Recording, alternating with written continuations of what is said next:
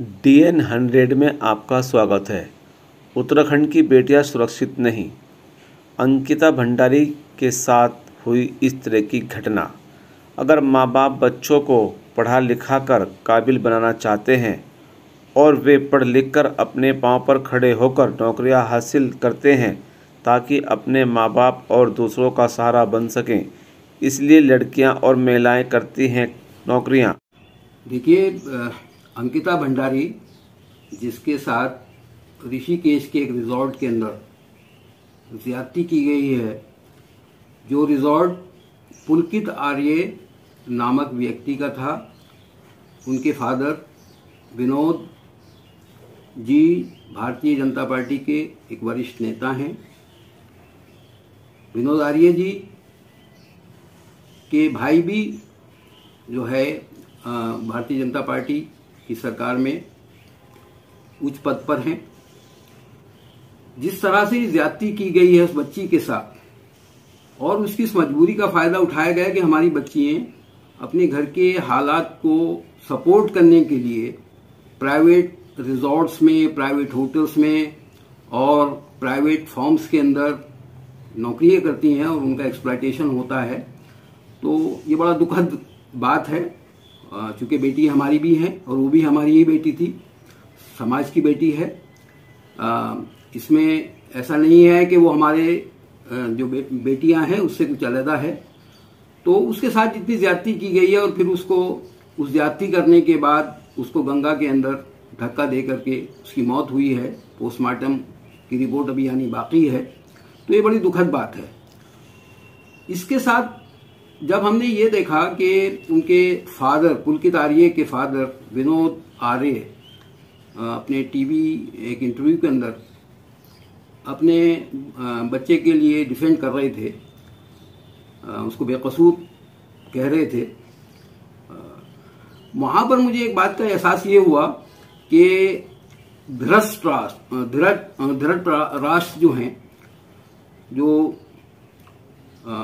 दुर्योधन के फादर थे, उन्होंने भी अपनी आंखों के ऊपर पट्टी बांध रखी थी। वो जो अपनी आंखों के सामने चीजें होने के बावजूद भी, हालांकि वो नाबीना थे, वो सब कुछ जानने के बावजूद भी कि मेरा बेटा ज्यादती करता है, मगर उसने उसकी पैरवी की और उसका नतीजा हुआ कि पांडवों को कौरवों के साथ में जंग करनी पड़ी।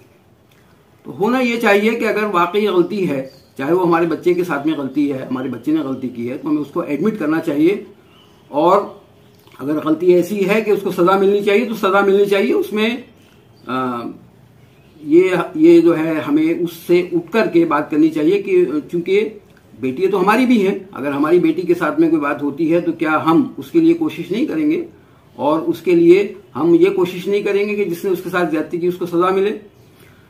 ये हमारे पास नमूना है। हमारे अगर देखें हमारे समाज के अंदर एक नमूना है, उमर फारूक रजी अल्लाह ताला अन्हु जो सेकंड खलीफ थे।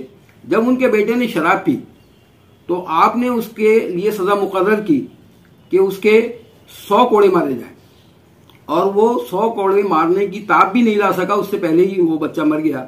तो एक जुर्म करने वाले आदमी को सजा मिलनी चाहिए समाज के अंदर, तभी समाज में सुधार पैदा होता है। जब तक डर पैदा नहीं होगा समाज में सुधार पैदा नहीं हो सकता है।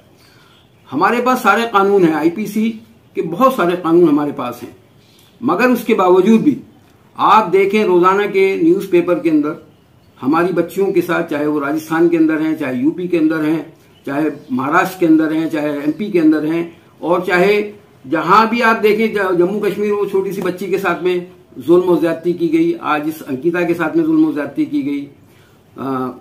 उसके अंदर जो है हाथरस के अंदर ज्यादती की गई, दिल्ली के अंदर ज्यादती की गई। हमारे समाज ही महफूज नहीं है। हमारी बच्चियां, हमारी जो पढ़ने वाली बच्ची हैं वो महफूज नहीं है। हमारे कानून इस तरह से होने चाहिए कि जिससे इस तरह की जो ये प्रवृत्ति है वो रुकनी चाहिए, तभी जाकर के समाज के अंदर सुधार हो सकता है। एक तरफ तो हम ये कहते हैं कि हमारी जो नारी है वो पूजनीय है, हमारी माँ है। हम भी मुसलमान कहते हैं कि हमारी माँ के पैरों के नीचे जन्नत है, बहन का हमारे यहाँ बहुत बड़ा मर्तबा है। सारे समाज में ये बात है। मगर जिस वक्त ये बात आती है और मौका मिलता है, ऐसे लोगों को, ऐसे जालिम लोगों को मौका मिलता है, तो वो अपनी करनी और कथनी से किस तरह का जुल्म करते हैं, किस तरह से उन बच्चियों को एक तरह से बर्बाद करते हैं, ये जो प्रवृत्ति है रुकनी चाहिए।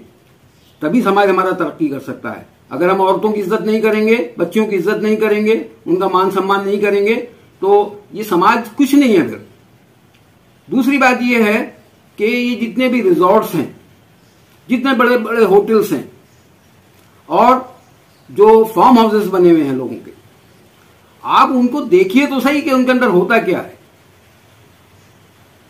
वो जो ये सब जो दौलत के अंबार लोगों के लगे हुए हैं और वो बड़े बड़े फार्म्स और रिजॉर्ट्स और ये सब चीजें बना करके बैठे हुए हैं, उनके अंदर उस दौलत के नशे के अंदर, उस ताकत के नशे के अंदर, उनके अंदर कितनी उनकी जहनी अय्याशी उनके जहनों के अंदर है, ये देखने की जरूरत है और इसको रोकने की जरूरत है।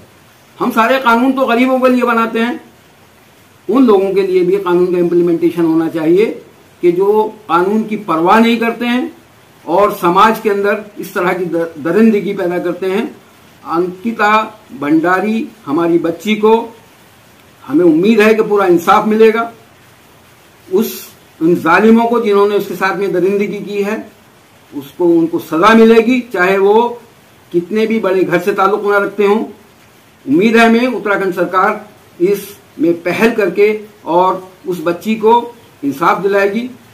अब उसके माँ बाप हैं, वो बच्ची तो जा चुकी है दुनिया से, उसका कोई बदल नहीं है, मगर उस परिवार को सांत्वना देने के लिए, उसकी मदद करने के लिए इस सरकार को हमें आगे आना चाहिए। यही अपेक्षा के साथ मैं अपनी बात को खत्म करता हूं और उम्मीद करता हूं कि हमारी सरकार इस मसले के अंदर सख्त से सख्त रुख अपनाएगी और जो इस तरह के अय्याशी के अड्डे बने हुए हैं, इनकी पूरी छानबीन करके और इस उत्तराखंड को जो है इस तरह की प्रवृत्ति से पवित्र करने की कोशिश करेगी। ये मेरी अपेक्षा है इस सरकार से।